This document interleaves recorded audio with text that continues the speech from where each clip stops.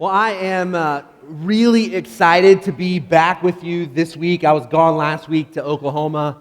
It feels like it was like last decade that I preached to you guys. It's good. That's good. All right. Dad joke. Did I get booed? Wow. All right.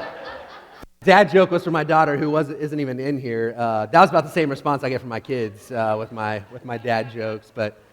I really am glad to be back. I'm thankful that Tim Bush preached last week. I appreciate him filling in, and yeah. So I preach in a couple different ways. Sometimes we'll go through a book in the Bible, we'll just kind of go through it chapter by chapter, and sometimes we go more topical. We'll talk about a certain thing, and I get excited just to be able to teach, and as we do these series. But I have been looking forward to this one for a while. We're going to talk about what it means to have a meaningful life. And I think one reason I'm excited about it is because a meaningful life is way better than a meaningless life, right?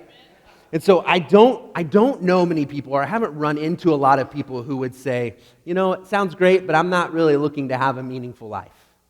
And there is a desire for every person to have meaning and purpose to their life. Now, I think whether you're a Christian or you're not, if you're sure what you believe about God or you're not, if you're young, if you're old, I think there is no certain thing that would keep us from wanting to have meaning to what we're doing. When you put in Google, what is the meaning of life, when you Google it, I don't know if you use Google much, but it tells you how many hits there are when you Google something. And it'll tell you how fast it happens. And so the next screen, it'll show you. Yeah, so 2.8 billion hits in less than a second. Now, you may not have much to compare that to. I kind of just threw in some things, what's the best Major League Baseball team? I knew Cardinals would come up and how many hits, but it was in the millions, hundreds of millions. Googled what's the best burger in the United States. I was like, that's got to have at least as many hits as what is the meaning? Not even a billion. I think there is just something in each person that says, man, what do I exist for? What is the meaning of life? Sometimes that comes through difficult moments. Sometimes that comes as you try and figure out what's next. Maybe you're younger and you're trying to figure out what's next. Maybe you're older and you've spent your life thinking you were doing things that were meaningful, and you begin to get to a point where you're like, gosh, I don't know what I'm doing anymore. And so over the next couple of weeks, we're just going to look at this idea. Can we have meaning? Can our lives matter? Can we have purpose to what we are doing? This week is somewhat of a primer. I think this week is going to be important as it sets us up for what we're going to do. So this is going to be a little bit of a longer series. We'll do this week, and then we'll do 5 weeks as we begin to look at what it means to find meaning and how that can happen. Now, what this isn't is just not simply about resolutions. Okay. I think that is okay. I think that's positive. You have some resolutions. Hopefully you get past February. Most people don't. There's these ideas of what you want to do and how you want to be better, but oftentimes they just don't stick. So this is more than that. This isn't just simply about what you want to happen this year, but what does it look like to make some changes or understand things differently where it affects the rest of your life? And not just your own life, because I really believe if you can begin to see the meaning you have in your life, that you have been created for a purpose, it not only impacts you, but it begins to impact those around you. It impacts your family. It will impact us as a church community. It'll impact the community as a whole. I mean, what could happen? What could happen if we could wrap our minds around the idea that our lives matter? That we could live a meaningful life? What would happen if we started living on purpose? That it wasn't just that we woke up every day, we went through our day like normal, we went to bed that night, and the next day we just did it all over again. And then at the end of our lives, we look back and think, what happened? What could be different? People pursue a lot of different things to find meaning and purpose. You know this because you do it. I've done it in my own life, whether it's business success or success in whatever field that you're in, the next step, the promotion, the degree. How do I get to that next level? We can find our meaning and satisfaction and purpose in those things. Wealth, good relationships, intimacy, entertainment, all of those things, not bad in themselves, often become what we find our meaning in. And we pursue those things often. And the truth is, and you know this from your own life, is a lot of times we have that next thing that we want. We've even said to ourselves, if I could just reach that point, then I'll find my purpose. And then you acquire it, or you achieve it, or you get it, and then it still feels empty. It still feels like there is this void.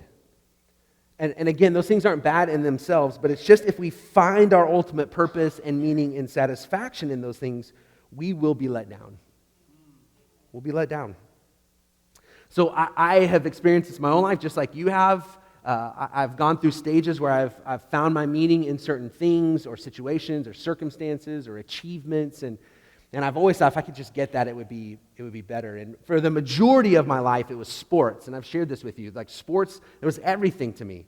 Started playing at 3 and didn't finish college football till 22, and so for 19 years, that's all that mattered. I was at my mom's house this weekend, and she had told me that there was a box of VHS tapes. For my young people, it's shaped about like this, and you stick it in a VCR, and so I got she still has a VCR, and so I got the VCR down, and I got the tapes out and started looking at them, and my kids were just enamored with the VCR. My son was like, can I put the VHS into the VCR? And I'm like, sure, go ahead. And so they began looking through them, and some of them were my high school football tapes. And so we stuck them in, and it was pep rallies, and they got to hear me talk when I still had an Oklahoma accent and a little more hair. And so they just thought it was the coolest. And then it showed highlights from when I played football. And I sat there, and it was like a flashback. It was a flashback as I watched myself thinking, man, that was everything to me.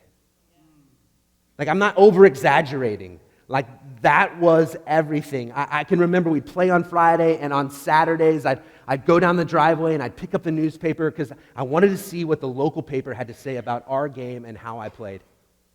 And if I played well, then I felt like I had purpose and meaning, and when I didn't, it was gone. And then the same thing happened as I go into college, and I start playing a little bit of football in college, and then my senior year, just before our first game, I hurt my knee. And in a moment, everything that I had found my meaning in was gone. Like, it was just like snatched away. One moment, I was preparing for my last season of football, and literally seconds later, it was gone. And that's how we live life often. It's just we find our identity in something, and it doesn't have to be bad. It could be your occupation, it could be relationships, and you just find your meaning, and then when it's taken away or something happens or you go through a difficult time, and then you feel this void. And so then on Friday, so we spent an afternoon watching these tapes, and then on Friday morning, I went to a little coffee shop by my mom's house, and from the table in the coffee shop, I could look out the window across the street at the church building where I started going as a 14-year-old. And I sat there preparing for this message, thinking about how even through middle school, as I went to church every once in a while, and even as I went into college and went to a Christian university, there was this battle, right? There's this voice of the God who loved me and created me. I could hear this voice of telling me my purpose was in that, but yet it took me so long to believe it. Right? It took me so long. And so I sat there at this table looking at this building thinking that my life really changed at that moment. Like, I didn't know it, I didn't really even live into it or accept it, but just these moments, just these waves of how God had been good to me over the years. And even when I kind of pushed him away and thought, yeah, God, you're good, but so is that. That still he pursued me and began to do something in my life. And so I'm still figuring it out. I'd love to say that every moment is a moment where I say, okay, my purpose is only in that, but I get off track every once in a while. And so what does it look like? What does it look like for you and for me to really say, okay, this is what brings meaning to my life? This is what I've been created for. Because if you are pursuing those other things only, and you find your meaning in that, it is fleeting.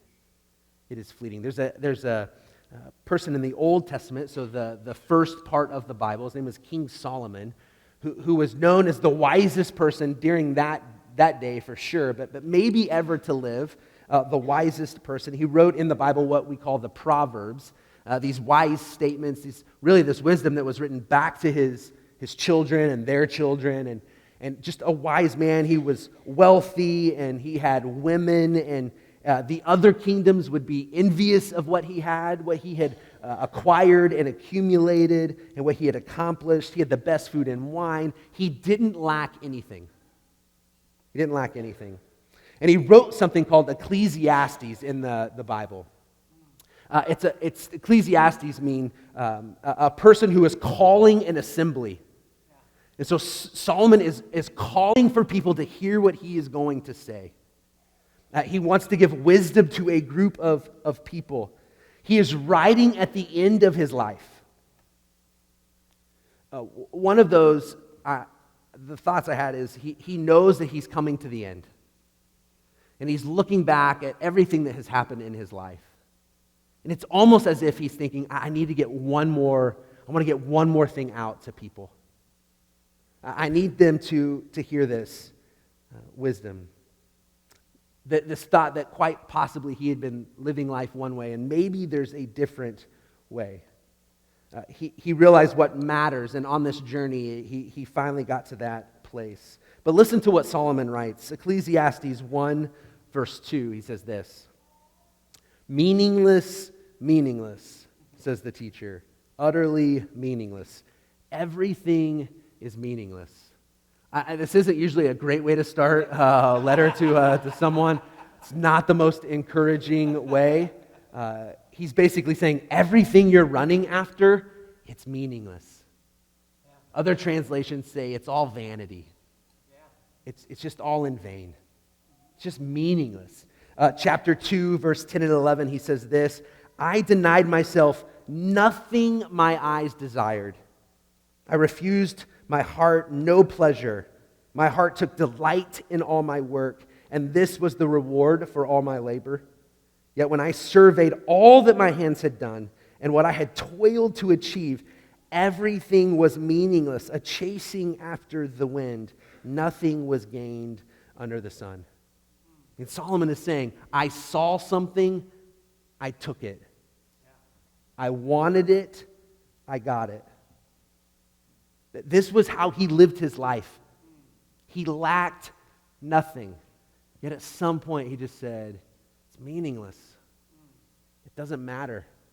I can accomplish and accumulate all kinds of things, but there is no meaning that will come from it. No real meaning. And he says this in chapter 3, verse 11. He writes in the first part of chapter 3, he basically names all these things. And if you know the Bible, maybe you've heard this, but maybe it may be new to you, but he basically says there's a season for everything. There's a time for everything. That things happen in our lives. It's out of our control. There's just these seasons that we go through. And then in verse 11 of chapter 3, he says this: He has also set eternity in the hearts of men. Let me say that again. He has set eternity in the hearts of men. What I think Solomon is saying there is a time for everything to happen. However, in the midst of our daily experiences and accumulating things and accomplishing things, deep within us there is this longing for something more. There is something in us that says, that was good, but I think there's something more. There's something different. There's got to be. And so if you're here today and you would say, look, I don't know if I believe in God. I'm definitely not a Christian. There is something in you that says, man, there is something more than what I've been experiencing. Yeah. I believe the Creator of all things has put that in you. And so that's why when difficult things happen, when bad things happen, it's because there's something in us that says, man, there is more to life. There is this longing for eternity. There is this longing for everything to be healed and whole and be made right. There's something in us, a desire for hope. And so we go looking for it. We run after it. And we think we get it, and then it comes void. And Solomon is saying, look, there are things that you can find meaning in. It is understanding what has been put in you. Now, as we think about that, and then the scripture I'm going to read in a moment is kind of the foundation for where we're headed. But let's just look at this just for a second. We see what Solomon had acquired and accumulated. We see the things he says, look, I desired it and I got it, and then it was meaningless. What does that look like for us today? I think there's a few things that happen as we seek meaning. One of those are trends. So much of our life comes from what are the cultural trends? What is everyone else saying that should be meaningful to me now? And we run after what the culture says, this is what you need. The question is, when we go this way, is how can I live according to what is currently popular? Just having my kids at my house and watching videos, I started thinking about what I thought was popular then. Like I graduated high school in 1999 and walked out onto the gym floor, and my jeans, you could barely see my shoes. My jeans were super baggy. Everything was baggy. The way I wore at that point, I was like, I'm cool, right? And I look at that, and my kids laugh at me, right? And I'm like, I was cool, all right? Then I was cool, right? But trends change. What people say is important changes. What people say matters change. And so there's things, whether it's politically or spiritually or financially, we could cover the gamut. There's things that people are going to say, this is what is most meaningful now. But things change. As we look at the 2020, as we head into this year, as we head into the next 10 years, there are going to be some things that happen in the next 10 years that people are going to say, that is what matters in life. And then things will change, just like it does when we look back. So it's trends, and along with that, we find our meaning and purpose in what others say. Not just cultural trends or what's popular, but what are the voices in your life that are saying either you're meaningless, or if you don't do this, you won't have meaning. What are you doing just to simply please others? What decisions are you making to win the approval of others? We think that's what will give meaning and purpose to our lives, and we follow what they think, and then we accomplish it, and we feel like we've missed something. Or the third thing is maybe we could find meaning in what is true. What is true? This is what we're going to look at over the next few weeks. Well, what is true about your meaning? It's not going to be really easy steps. There's not going to be like 2 or 3 things. If you'll just do this, you're going to find meaning in your life. It is going to take a little bit of work. It's going to take some processing. It's going to take some openness to maybe what God might be saying to you through this. So I'm not giving you a quick fix. But I do think that there's some things that could happen in your life. This is what we're going to look at. We're going to look at spiritual gifts. What has God put in you? His fingerprint on you. What are the giftings that God has given you, the spiritual gifts? We're going to look at your heart. What are you passionate about? I'll talk more about this later, but I think oftentimes as we think about meaning and purpose and what is the will for our lives, I think we sometimes make it more difficult than it has to be. I honestly think sometimes God has put things in our lives, in our hearts, passions, the things we're going to look at. We're going to look at our abilities, our personality, our experiences. What would happen if we just take those and then we let them intersect with what God is doing? Right? We see how God has created us and what He has put in us, and we just say, all right, God, how do you want me to use these things? And they intersect with what God may already be doing around us.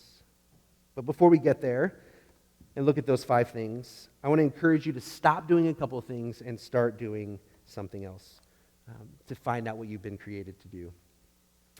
Usually New Year's resolutions are sometimes about stopping something, starting something. I'm going to encourage you to stop doing a couple of things. If you are going to find meaning and purpose to your life, you have to stop competing with others. You have to stop competing with others. Part of the competing comes when we compare. So you got to stop competing. You got to stop comparing. You got to stop conforming to what other people want from you or for you to do. And then we have to stop compromising. We have to stop compromising what God has asked us to do. I think if you're going to live a meaningful life, before we can really do anything, you've got to stop doing some things. Instead of trying to compete and be better than someone else, just be the best you. Instead of comparing yourself to others, just compare yourself to who you're supposed to be. Who are you? Compare yourself to just that. Instead of conforming to what others say, conform to the ways of God. Instead of compromising for something less than what God wants for you, seek Him. See, I think that this year you're going to begin celebrating who God has created you to be. No one else. Nothing less, nothing more. Now, let me just say this. This isn't just like self-help talk. It's not psychobabble. I really believe that this is a part of figuring out who God has created you to be. Listen to Ephesians 2, 1 through 10. It's written by a guy named Paul to a group of Christians. He says this. We're going to look at verse 1 through 9, and then I'll come back to 10. It says this, "As for you, you were dead in your transgressions and sins, in which you used to live when you followed the ways of this world and the ruler of the kingdoms of the air, the spirit who is now at work in those who are disobedient. All of us also lived among them at one time, gratifying the cravings of our sinful nature and following its desires and thoughts. Like the rest, we were by nature objects of wrath. But because of His great love for us, God, who is rich in mercy, made us alive with Christ, even when we were dead in transgressions. It is by grace you have been saved. And God raised us up with Christ and seated us with Him in the heavenly realms in Christ Jesus, in order that in the coming ages, He might show the incomparable riches of His grace, expressed in His kindness to us in Christ Jesus. For it is by grace you have been saved through faith. And this is not from yourselves, it is the gift of God, not by works, so that no one can boast."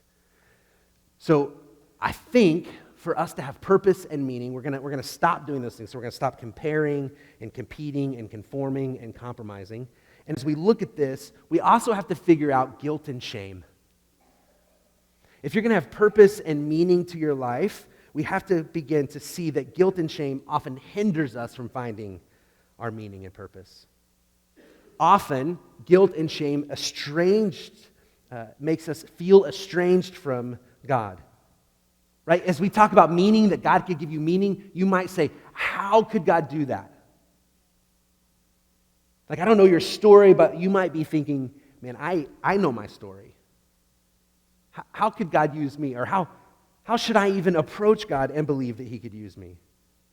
Right? When we see this throughout the Scriptures, whether it's the Old Testament or the New Testament, we see Isaiah as he is being called. He says, "Woe is me, a man of unclean lips. Who am I that I could go be the mouthpiece of God? Why would God use me?" In the New Testament, we see it as well. The questioning of disciples when they make mistakes. How could God use me? But see, there's something that happens as Paul is talking about. It's because of His love. He gives us life and He restores us. He comes to us. See, we're really just finishing Christmas. I don't know if you know this, but Christmas isn't over yet. Yeah. All right, so you don't have to move on from Christmas yet. We have, I think, another day. And so here's what's interesting to me. Christmas is the pinnacle moment of God coming to us. Yeah. Right? He comes to us. So it's not that He is avoiding us. It's not that He's created us and we messed up and He has removed Himself and just said, good luck. God comes to us. In the very beginning, one of my favorite images of this is with Adam and Eve. They mess up and they go hide. And then we see God come looking for them. Adam, where are you? Adam, where are you? And they're hiding from God in their guilt and their shame. And the good Father, the loving Father, comes looking for His children who are experiencing what happens when we rebel against God. Yeah. And so some of you are going to have a hard time even getting to what we're going to talk about later because you've had a hard time moving on from what you've experienced in your past. The decisions that you have made or even the decisions others have made that have impacted you. Yeah. This is a gift. Grace It's not something you could work for or be good enough or earn. It is a gift. And so then, if we can wrap our minds around that, then we get to verse 10. Verse 10, Paul says this, "For we are God's workmanship, created in Christ Jesus for what? To do good works, which God prepared in advance for us to do." Paul says we, all of us, even if you don't believe it or understand it, he is saying all of us are God's workmanship or handiwork. We are made by the Creator of all things, and we've been created to do good works as he has prepared for us to do. So as you hear that, the question I would ask you is, how do you see yourself? Like, I can tell you that you're the workmanship of God, that you are the handiwork of God, but how do you see yourself? Do you have value and worth? Do you see that your life matters? That you have been gifted and there is something that has been prepared for you to do? I mean, what determines your value? In Oklahoma, while we were there, I went to my aunt's house, and she has been a collector of antiques for a long time. They owned several Wendy's in Oklahoma and had done very well. And so while her husband worked, she would go travel around the country and find antiques to buy. She's getting kind of at the end of her life, and she knows that my wife loves antiques and interesting pieces. And so she said, when you're home, just come into my storage facility and take whatever you want. You can have it. And so we did, and had some American picker moments as I'm going through boxes, and we opened a box and just found this. You may not be able to see it real well, but it just says visible mail. It's a mailbox, right? Interesting, right? And so I'm not as good as the guys on American Pickers. I just saw it and thought, man, this is really a cool piece. And so I grabbed it. I showed Heather, and we thought, okay, we'll take that. And so last night when we got home from Oklahoma, my wife was ready to go to bed, and I was ready to go through boxes and begin to hear the stories of things and what they are. And so this is one of the first ones I looked at. And from what I can find, over 100 years old. And this little glass thing worth several $100s. Okay? Now here's what's crazy. Anyone want to buy it for a couple $100s? Nobody, right? As I hear the prices of things, my thought is always, who determines the worth of something? Who says this is worth $300? It's only worth it if someone is willing to pay for it, right? And so it just hit me. I can tell you what you're worth. I can tell you that the handprint of God is on you, that he has created you. I can tell you that. But until you begin to say, okay, I believe it, until you buy it for yourself, it really doesn't matter. It's just something I'm going to say is worth something. You have to begin to believe that the handprint of God is on you. And not only is it on you, but he has created you for something, not just to exist. That the grace of God is not given to you simply just to gut it out and hold on until you die. The Christian life, the following Jesus life, is not simply to punch your ticket to heaven and then hold on. Paul says that the grace is what frees you. It is what saves you. You cannot earn it. But then Paul says, that's not it. Paul says, now you have been prepared. There is something for you to do. There is a service for you, specifically to do good works. See, this is my desire for all of us. Whether you're in the room, if you're watching this later on YouTube, my desire for all of us is that, one, that we believe that his love covers our sin and shame. That his grace covers us. The sacrifice of Jesus covers us. That gives us freedom. And that he has created us for a purpose. That we don't have to live clueless. That we don't have to go around thinking, well, I don't know what the meaning of my life is. Do I have meaning? Is there purpose to my existence? And that maybe the way he has formed us is how we will find our meaning. In architecture, there's a statement that says, form follows function. If you were ever to build a building or an object, the architecture will say, what are you going to do with it? And then you design something, you plan it according to what it's going to do. Rick Warren says maybe that's flipped. Rick Warren, a pastor and a well-known author, says maybe it's the other way around for us. Maybe the Creator has formed you in a certain way, that you've been created a certain way, that we don't have to push our personalities or our passions or what we've been gifted at aside, that maybe that's what God has put in you, that He has formed you a certain way. And then what we do is we say, okay, what's the function of that? How do I use what God has put in me? Now's the time. Now's the time. I as a pastor, and doing a lot of funerals,